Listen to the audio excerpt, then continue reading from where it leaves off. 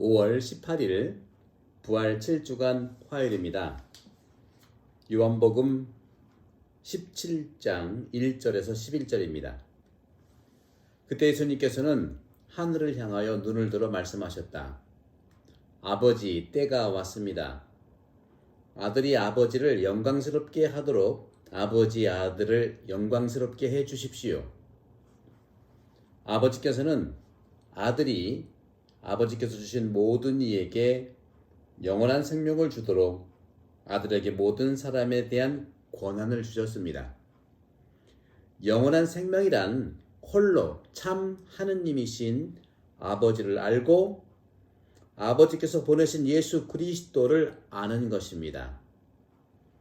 아버지께서 저에게 하라고 맡기신 일을 완수하여 저는 땅에서 아버지를 영광스럽게 하였습니다. 아버지, 세상이 생기기 전에 제가 아버지 앞에서 누리던 그 영광으로 이제 다시 아버지 앞에서 저를 영광스럽게 해주십시오. 아버지께서 세상에서 뽑으시어 저에게 주신 이 사람들에게 저는 아버지의 이름을 드러냈습니다. 이들은 아버지의 사람들이었는데 아버지께서 저에게 주셨습니다. 그래서 이들은 아버지의 말씀을 지켰습니다. 이제 이들은 아버지께서 저에게 주신 모든 것이 아버지에게서 왔다는 것을 알고 있습니다. 아버지께서 저에게 주신 말씀을 제가 이들에게 주고 이들은 또 그것을 받아들였기 때문입니다. 그리하여 이들은 제가 아버지에게서 나왔다는 것을 참으로 알고 아버지께서 저를 보내셨다는 것을 믿게 되었습니다. 저는 이들을 위하여 빕니다. 세상을 위해서가 아니라 아버지께서 저에게 주신 이들을 위하여 빕니다. 이들은 아버지의 사람들이기 때문입니다. 저의 것은 다 아버지의 것이고 아버지의 것은 제 것입니다. 이 사람들을 통하여 제가 영광스럽게 되었습니다. 저는 더 이상 세상에 있지 않지만 이들은 세상에 있습니다. 저는 아버지께 갑니다. 주님의 말씀입니다. 그리스도님 찬미합니다. 네, 오늘 주님께서 정말 하늘을 향해 눈을 들어 말씀하시면서 기도하는 거죠. 예수님의 아버지에 대한 기도입니다. 그래서 오늘 이 복음은 여러분들이 자세히 또 읽어보시면 그 내용이 많이 이해가 될 거예요.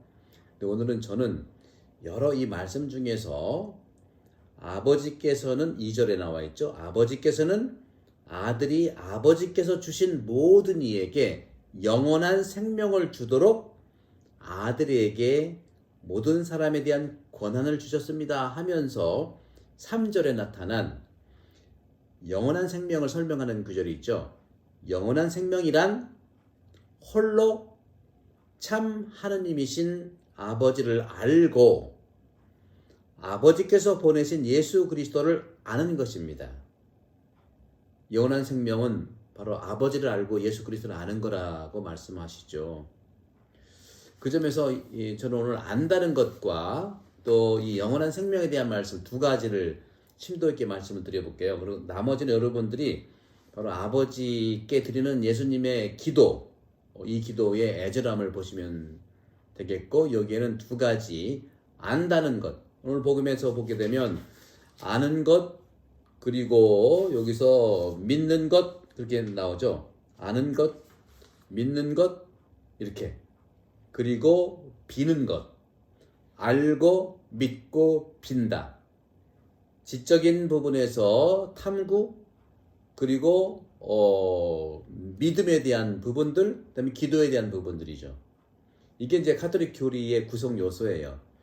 그러니까 안다고 하는 것과 그다음에 믿는다는 것, 그리고 기도한다는 것, 이 세 가지가 아는 것은 바로 우리 그리스도교의 가치에서 지적인 부분이고, 믿는다는 것은 우리 그리스도 안에서 신뢰, 믿음에 대한 거고, 이것을 잘하기 위해서, 사랑을 잘하기 위해서 기도하는 것, 알고 믿고 기도드린다고 하는 말씀을 오늘 하고 있죠. 예수님께서.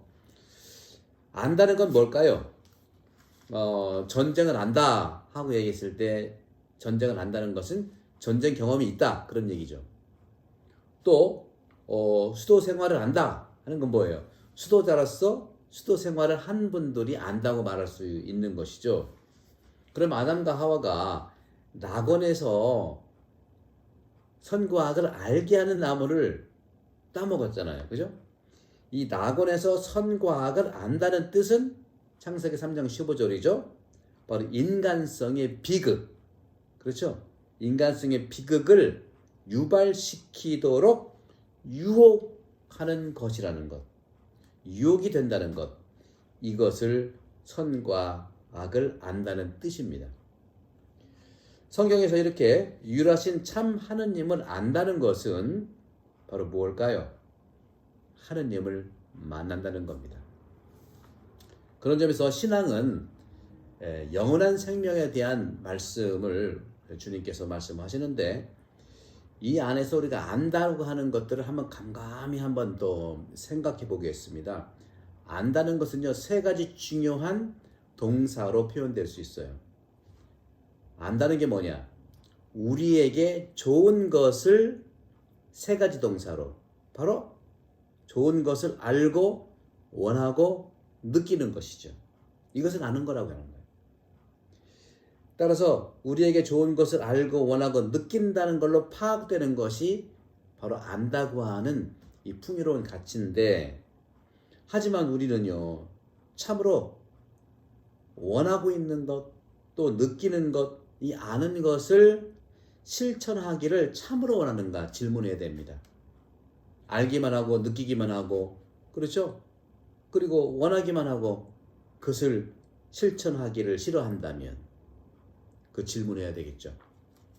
따라서 나의 체험이 결국에는 내가 생활하는 경험이, 내가 생활하는 이런 그 실천이 아는 것과 느끼는 것과 원하는 것과 거리가 멀다면 우리는 살아가는 데 있어서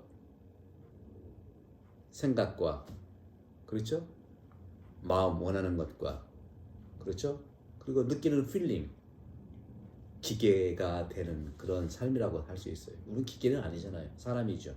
사람이면 말씀하신 대로 원하고 느끼고 또 아는 것을 내가 체험한다고 하는 것은 이런 것들을 알고 있는 것, 밀접한 관계가 있는 것이죠. 그렇기 때문에 히브리 말로 안다고 하는 것, 알미라고 하는 것은 아주 넓은 의미, 아주 광범위한 의미를 가지고 있어요. 그냥 지식적인 것만 얘기하는 게 아닙니다. 그런 점에서 우리가 이해한다는 것은 안다는 건데, 이해한다는 것은 바로 알기만 하는 것이 아니라 이 아는 것을 하는 거예요. 아는 것을 한다.